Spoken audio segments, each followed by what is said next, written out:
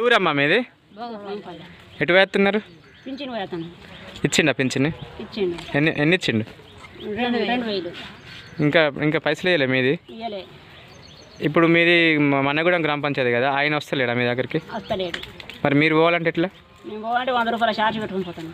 నేను నెలకు పోయి రావాలంటే 100 రూపాయలు అయితే. ఎప్పుడు రాలేదా? ఇప్పుడు కాకుండా ఈ వర్షాకాలం కాకుండా ఇంకెప్పుడు రా? ఇప్పుడు అడిగినలా మీరు? అడిగితే మేము ఎట్టమ్మా మీరు రూట్ మంచిగా లేదా అంటారు. మరి మనం ఎట్లా రోజు పోతాను మీరు అడుగుతలేరా? మరి మీరు వాళ్ళు ఆఫీసర్ రావడానికి ఇబ్బంది అయినప్పుడు మరి రోజు ప్రజలు అవన్నీ కాలంలో అడగాలంటే ఏం అడుగుతుంది? ఇక అడుగుతలేం కదా. అడగాలి కదా, ఇప్పుడు అది మీ హక్కే కదా గవర్నమెంట్ అనేది. అడిగితే మరి రోడ్ ఏమని అడుగుండి, రోడ్ ఏమని అడుగుండి.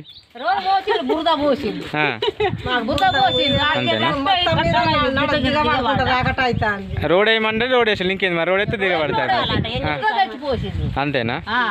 ఇప్పుడు మీరు ఏం కోరుకుంటారు మరి?